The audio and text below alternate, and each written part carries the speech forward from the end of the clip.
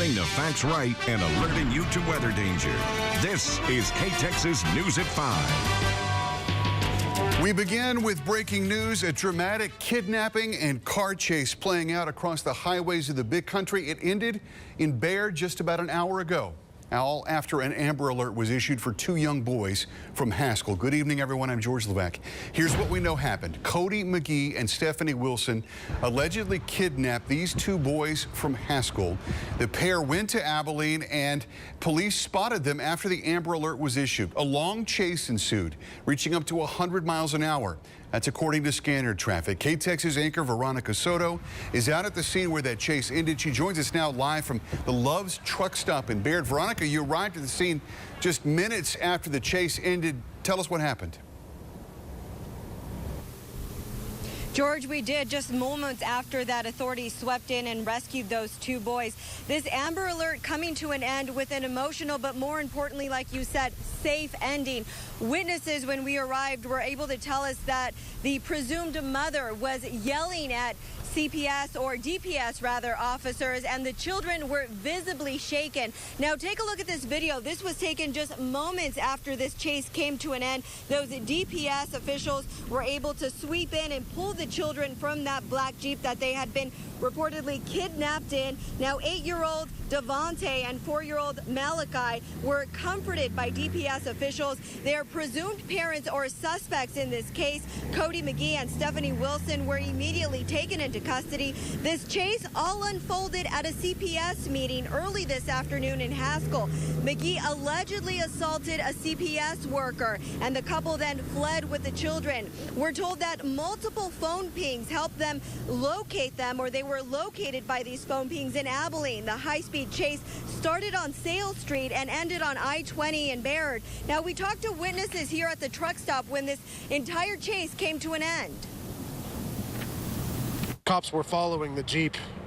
They got off the highway and then pulled right into the parking lot. Just watched, I guess, two suspects get out, and then they immediately grabbed the kids. Was there an altercation? Was there? No, she kept yelling that she loved her kids, was, you know, very upset, and I don't know what all was involved and the reason that she, you know, they had the kids to begin with. Again, the good news today is that this Amber Alert ended safely. Those two boys visibly shaken, crying, but safe. We don't know the history with this family, how long these children have been in CPS custody. We're going to stay on this story and keep you updated. For now, reporting live in Bayard, Veronica Soto, KTEX's News. All right, thank you so much. She was live there in Bayard, and so often, and you guys know this as well, these Amber Alerts, they end up very sad. This is about as happy as you could possibly have an ending, with the parents taken into custody, the kids taken out safely. No one was injured. But again, a very heart-wrenching tale there as those kids were taken away from those two adults, and those two adults were their mother and father. We will continue to follow this story, and we'll update you as we know more. And again, we'll be live again tonight on KTEX's News at 6. Other big things happened in the big country today, too. Abilene police asking for the public's help in finding a man who made a terroristic bomb threat against local law enforcement. Today, police releasing the call that was made in hopes that someone might be able to identify him. Abilene 911, what's the address of the emergency? Hey, I'm going to blow up the Sheriff's Department and the Police Department. You might want to hurry and get over there, because I already got the bomb set up and ready to go. Where? I was you at the Sheriff's Department, Police Department, and at the courthouse. There are bombs set up, ready to go. You think I'm bullshit? You better go check your vehicles, because they're about to blow the up, and I'm taking you, your family, everybody with you. Now, how do you like that one? What is your name, sir? After the call came in around 6:30 Tuesday night, the areas surrounding the LEC and the courthouse were searched. No devices were found. This kind of offense is classified, by the way, as a third-degree felony terroristic threat. If you know who was on that phone, call Crime Stoppers. The number, you see it there on the bottom of your screen, 676-TIPS. All right, we're going to get to some more news in a moment. Let's take a break, though, and talk about the weather. We're in for what could be a wet weekend, and KTEX's meteorologist Megan Morat is here with a first look at our forecast. Megan? Yes, George, we're watching 75 degrees. George? All right, thank you very much, Megan. An 18-year-old man had a mobile home collapse on top of him this afternoon in a North Abilene neighborhood. Family members say the teen was working on the house when part of it gave way. He hasn't been identified yet. Neighbors heard the teen yell for help. They called 911, but they immediately jumped into action. We were trying to use jacks just to relieve the pressure on him, try to get him out of there, but the ground was too soft.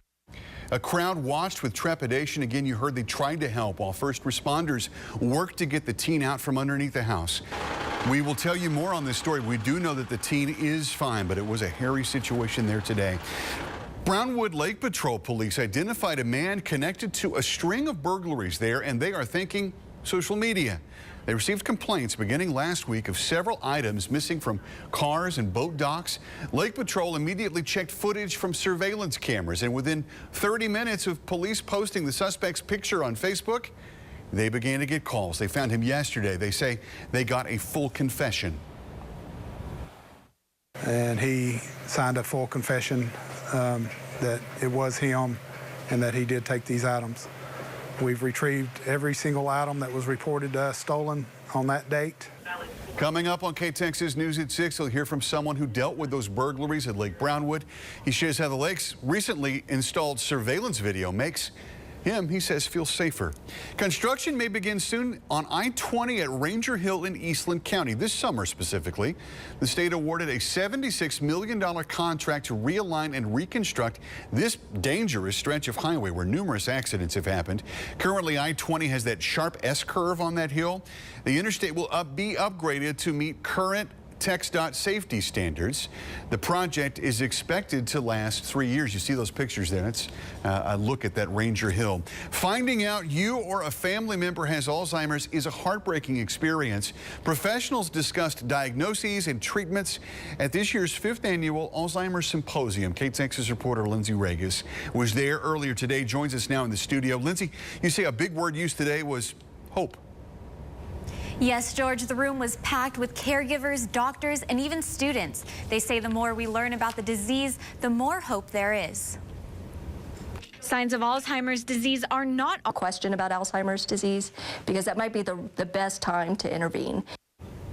According to the Alzheimer's Association, more than 5 million Americans live with this disease. George? All right, thank you very much, Lindsay. Live here in the studio. Megan Morat joining us now with a look at weather. We talked about storms earlier in the week. We could be looking at rain, but you say not that kind of severity.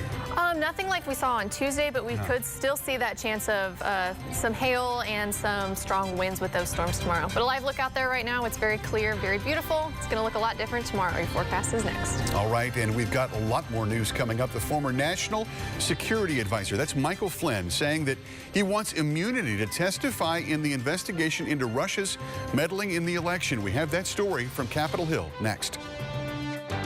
Getting the facts right and alerting you to weather danger. You're watching KTexas News at 5 with George Levesque, Veronica Soto, and Mark Rowland. Now, your Storm Alert forecast with meteorologist Megan Moran. Thanks for joining us this evening. Mark is away tonight.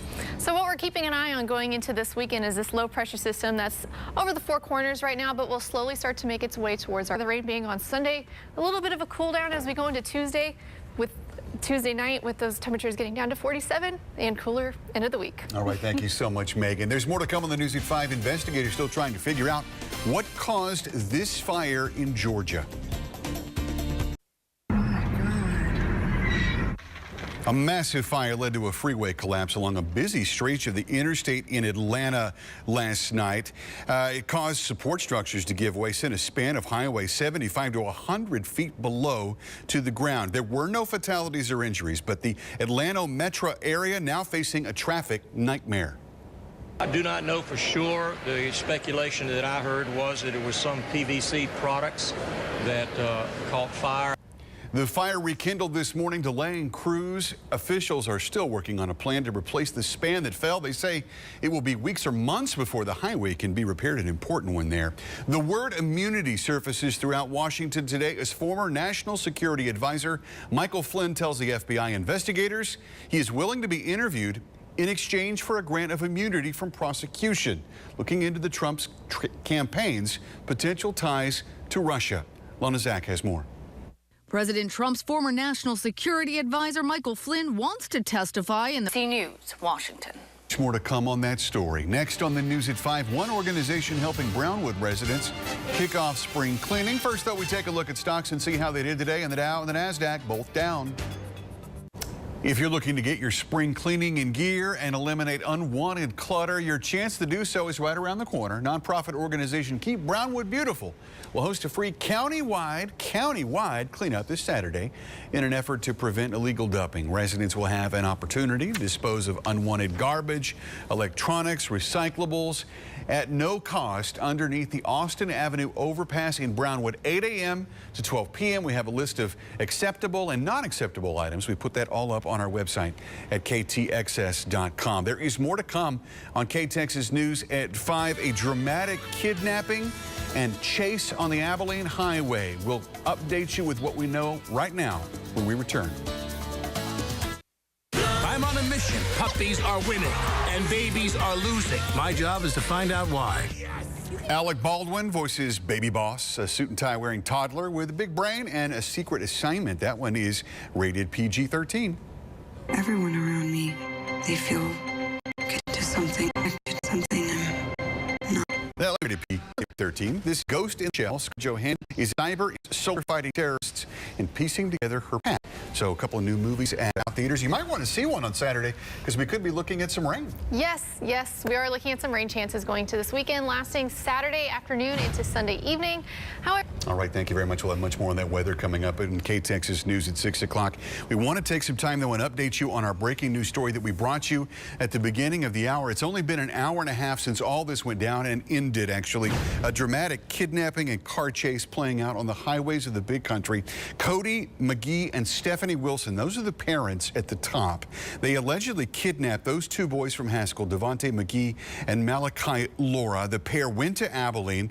Police spotted them after an Amber Alert was issued statewide. A long chase ensued, reaching up at 100 miles an hour. This was some of the video our crews caught today. We had 3 crews following this as it happened. It ended, though, in Baird at the Love's truck stop. Everyone is okay.